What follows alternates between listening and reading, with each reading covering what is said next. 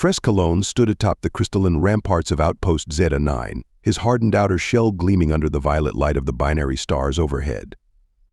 As he surveyed the desolate battlefield before him, littered with the charred remains of human assault vehicles and the broken bodies of their soldiers, a sense of smug satisfaction settled in his core.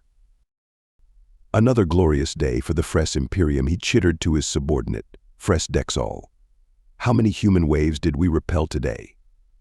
Fres Dexal's outer casing rippled in a gesture of amused disdain. 3, Commander, each more pitiful than the last. They persist in hurling themselves against our energy barriers, as if sheer stubbornness could overcome superior Fres technology. Frescalones allowed himself a moment of pride. The humans had been trying to breach this sector for months, yet the Fres defenses remained impenetrable. It was almost comical, watching these tall, soft-bodied creatures scurry across the battlefield like insects, only to be vaporized by Fres plasma cannons or disintegrated against the energy shields. At just over 3 feet tall, Frescalones knew that humans found his kind unintimidating at first glance. With their rounded bodies and tough, bark-like exterior, the Fres had been likened to ambulatory acorns by human prisoners. But appearance, as the humans were learning, could be deceiving. Commander, a young soldier named Fres Xylos approached, his shell still smooth with youth. The latest intelligence reports have arrived from High Command. Frescalones accepted the data crystal, inserting it into the receptor at the base of his shell.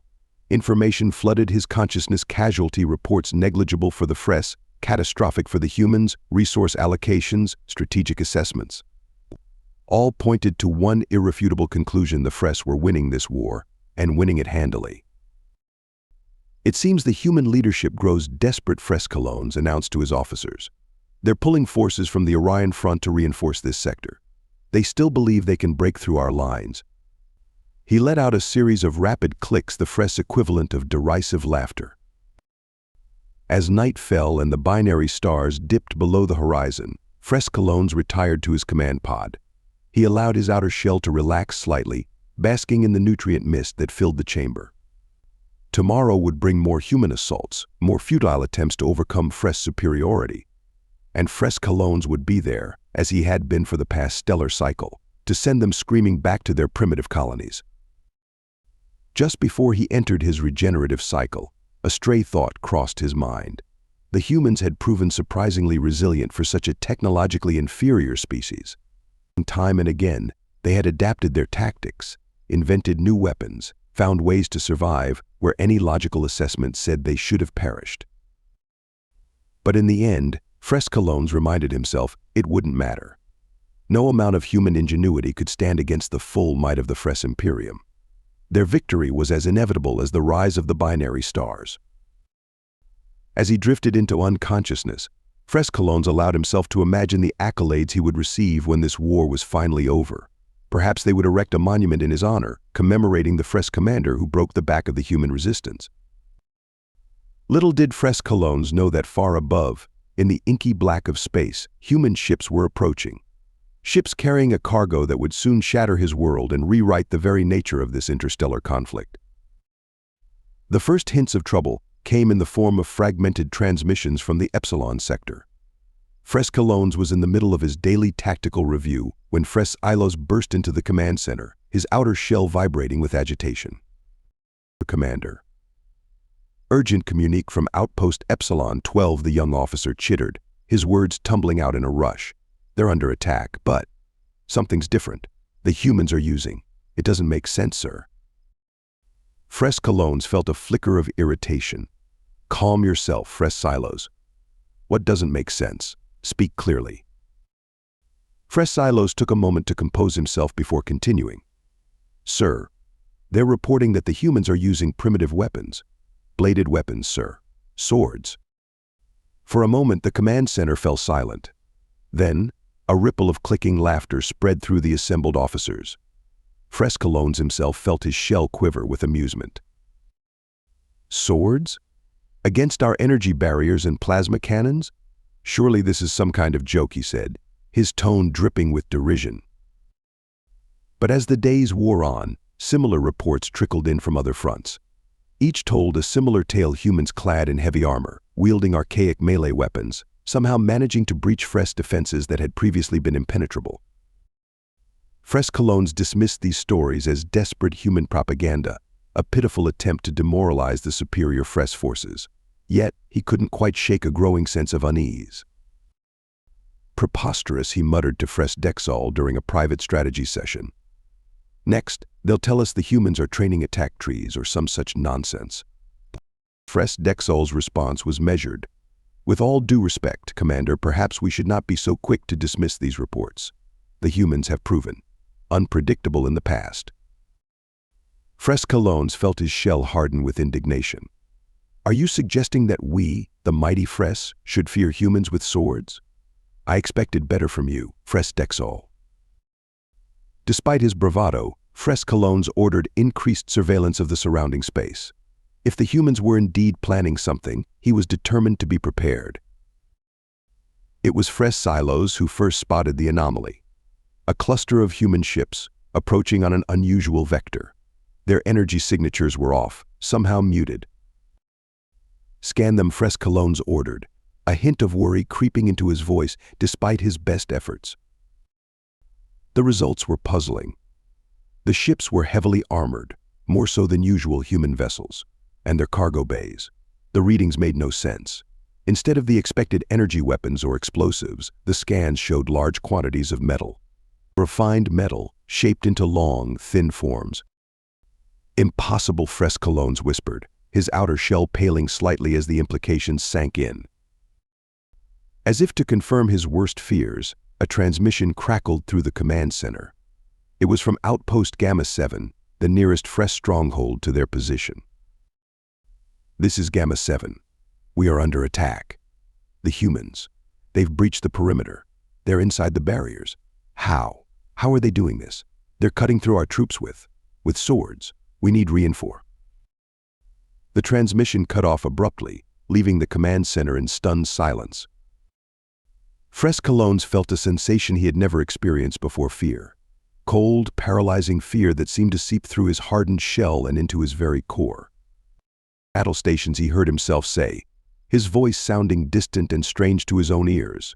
Prepare for imminent attack, and send word to High Command. Tell them.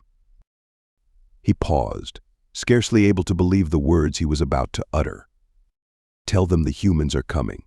And this time, they have swords. As klaxons began to blare throughout Outpost Zeta 9, Fresh Colognes stared out at the starfield, watching for the first signs of the human ships.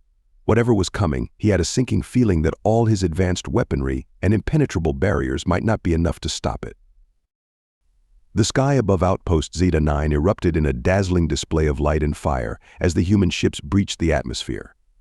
Fresh Colognes watched from the command center, his outer shell quivering with a mix of anticipation and dread. This was not the usual human assault pattern. Where were the massive dropships? The swarms of fighters? The relentless barrage of missiles and energy weapons? Instead, smaller, heavily armored craft descended rapidly, evading the Fresh anti-aircraft fire with surprising agility. They landed just outside the range of the outpost's main defensive barriers, disgorging their cargo with military precision. Magnify, Fresh Colognes ordered, his voice tight with tension. The holographic display zoomed in, and for a moment, Fresh Colognes thought there must be some mistake. The figures emerging from the human craft were bizarre. They were encased in bulky, gleaming armor that made them appear even larger and more intimidating than usual. But it was what they carried that truly defied comprehension. Swords. Actual, metallic blades, glinting in the harsh light of the binary stars. A ripple of disbelieving clicks and whistles spread through the command center. Fresh Dexol voiced what they were all thinking: they can't be serious. This is madness. Fresh Colognes felt an unexpected urge to laugh. After all their technological advancements, after all the devastating weapons they had faced, the humans had resorted to this? It was almost pitiful. Activate the primary barriers, he ordered, a note of smug confidence returning to his voice. Let's show these primitives the folly of bringing blades to an energy fight. The massive energy field sprang to life. a shimmering wall of pure power that had repelled countless human assaults. Frescalones allowed himself a moment of satisfaction.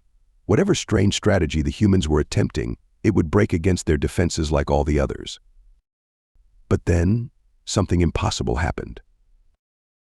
The armored human figures charged forward, their swords held high. Frescalones waited for the inevitable. The humans would be vaporized the moment they touched the barrier, their primitive weapons useless against Fres technology. Except they weren't. To the utter astonishment of every Fres watching, the humans passed through the energy barrier as if it wasn't there. Their armor seemed to shimmer and flex, somehow absorbing or deflecting the massive energies that should have annihilated them. Impossible, Frescalones screeched, his composure finally breaking. How are they? His words were cut short as the first human warrior reached the Fres front lines. With a swing of its massive sword, it cut through 3 Fres soldiers as if their hardened shells were made of paper. Panic erupted among the Fres ranks.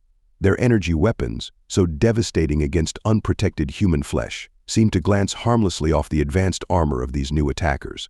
And when the humans closed to melee range, the Fres found themselves woefully unprepared for close combat. Frescalones watched in horror as the battle quickly turned into a rout. The proud Fres soldiers, who had sneered at human infantry for so long, were being cut down by the dozen. The sound of metal slicing through hardened Fres shells filled the air, punctuated by the screams of the dying and the war cries of the human warriors. Fall back, Frescalones heard himself shouting, though it felt like the words were coming from someone else. Regroup at the secondary defense line.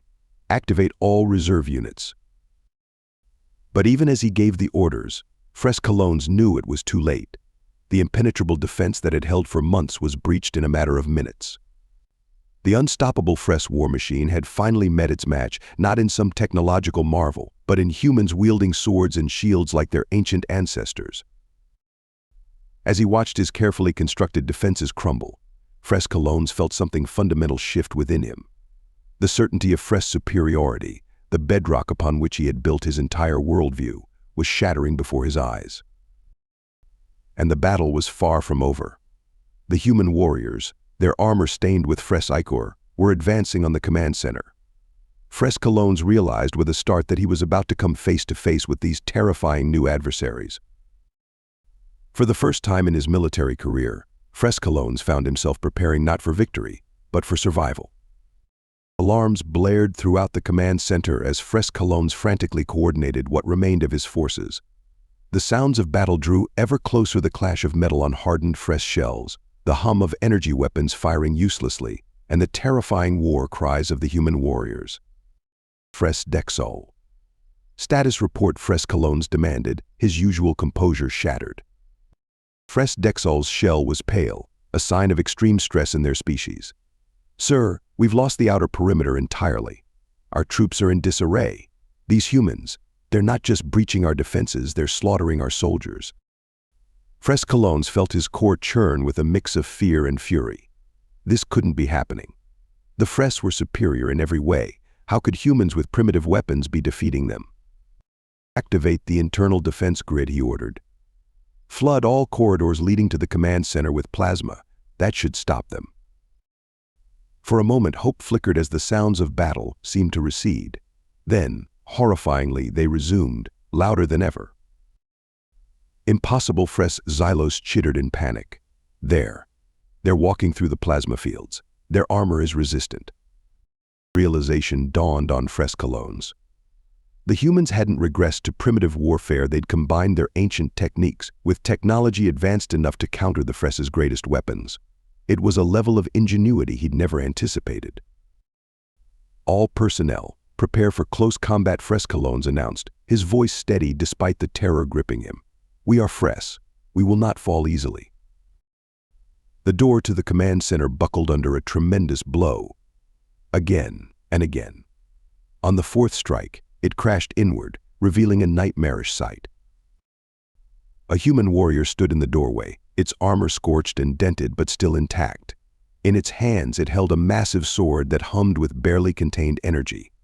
The helmet retracted, revealing a face that seemed to Frescalones both barbaric and terrifyingly intelligent. In the name of humanity, the warrior's voice boomed, "Surrender." Frescollones felt something snap inside him. With a screech of defiance, he charged at the human, his clawed appendages extended. He was a Fres commander, and he would die before he surrendered. The human's movement was blindingly fast. The sword arced through the air, and Frescollones felt a searing pain as his outer shell was breached for the first time in his life. He tumbled to the ground, leaking vital fluids. As he lay there, watching his fellow Fres either surrender or meet a similar fate, Frescollones was struck by the horrifying truth. The Fres had become complacent, reliant on their technology. But these humans, they had taken the best of their past and their present, becoming something more dangerous than the Fres could have ever imagined. The human warrior approached Frescollones, sword pointing at what passed for his throat. "Do you yield?" the human asked, voice firm but not unkind.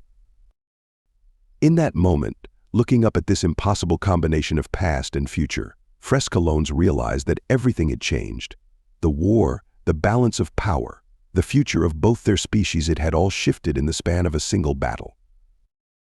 With his last conscious thoughts before the darkness took him, Frescollones reflected on the irony. The Fres had dismissed humans as primitive, only to be defeated by weapons from humanity's ancient past. They had been winning the war against the humans. Then the humans brought swords. And nothing would ever be the same again. Frescollones awoke to a world irrevocably changed. The sterile white of a medical bay greeted his bleary visual receptors, a far cry from the command center where he had made his last stand. For a moment he thought perhaps it had all been a vivid hallucination brought on by combat stress. But the dull ache in his mended shell and the human guard at the door served as stark reminders of the new reality. "Ah, you're awake," a human voice said. A tall figure in a white coat approached a human doctor, Frescollones presumed. "How are you feeling, Commander?" The use of his title surprised Frescollones. "I function," he replied cautiously, "though I do not understand. Why am I not a prisoner, or dead?" The human's face contorted into what Frescollones had learned was a smile. "The war has changed, Commander. We're here to talk, not to conquer." Over the following days, Frescollones learned the full extent of what had transpired. The attack on Outpost Zeta 9 hadn't been an isolated incident. All across the front, human melee Marines had broken through Fres defenses thought impregnable.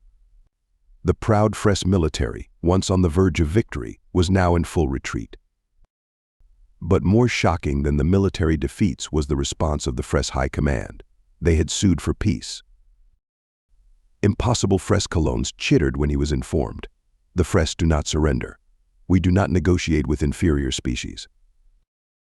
"Perhaps," replied Fres Silos, who had survived the battle and now acted as liaison between the human forces and the Fres prisoners, "it is time we reconsider what we deem inferior." The humans, it turned out, had no interest in subjugating the Fres. They spoke of peace, of cultural exchange, of a future where both species could coexist and learn from each other. It was a concept entirely foreign to the militaristic Fres society. As he recovered, Frescollones found himself engaging in long conversations with the human soldiers and scientists. He learned that the swords were actually highly advanced weapons, channeling energy fields that could cut through almost any material. The armor was a marvel of human engineering, combining cutting-edge technology with designs inspired by their ancient warriors. But why swords, Frescollones asked one day.